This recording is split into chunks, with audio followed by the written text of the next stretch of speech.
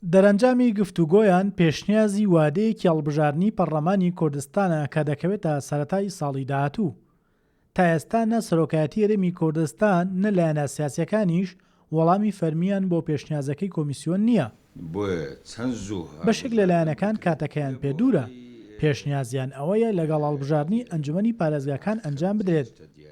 دیاریکردنی هەر وادەیەکی هەڵبژاردن گرنگە وتوێژ لە نێوان کۆمیسیۆنی هەڵبژاردنەکانی عێراق و لایەنە سیاسیەکان و سەرۆکایەتی هەرێم و سەرۆکایەتی حکوومەت بکرێت بۆ ئەوەی وادەیەکی گونجاو دانێن بە 11 نەکرا 12 بکرێت.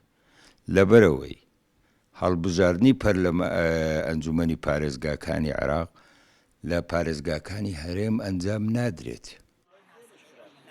ئەو وادەی کۆمیسیۆن پێشنیازی کردووە دەکەوێتە ساڵی داهاتوو. لای ئەو لایەنە سیاسیانە ئەو وادەیە دوورە کە دەیانەوێت هەڵبژاردن ئەم ساڵ ئەنجام بدرێت. بەشێک لە لایەنەکانی دیکە بە نافەرمی لەگەڵ نین، هۆکارەکەشیان ئەوەیە وەرزی زستان و سەرما و بارانبارینە. دواخستنی هەڵبژاردننی پەرلەمانی کوردستانیش مەترسی زیاتر دەخاتە سەر هەرێمی کوردستان. وای بە باش دەزانی سەرۆکایەتی هەرێم گفتوگۆ لەگەر هەموو لایەنەکان بکاتن، هەموو لایەنەکان کۆ بکاتەوە بۆ ئەوەی کە ئەو وادەی دانراوە هەموو لایەنەکان کۆدەنجی لەسەر بیت و بەروارە بە باش دەزانین سەرحاتەن ئەوەی کەوە دیاری کراوە ئەگەر هەر نەشکرا یعنی لەوە زیاتر تەئخیرتر نەکرێت، مدەیەک دواتر زۆر تەئخیر نەکرێت و کاتە تەئخیر بکرێتن ئەم پرۆسەیە لەوانەیە لە زەرەری هەرێمی کوردستان بیتن.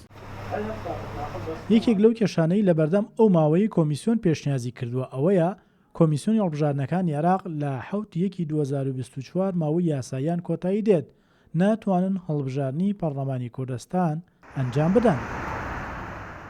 ئەو وادەی کۆمیسیۆن بۆ هەڵبژاردننی پەرلەمانی کوردستان دیاری کردووە تاوەکو ئێستا هەڵوێستی فەرمی لایەنە سیاسیەکانی لەبارەیەوە دیار نییە.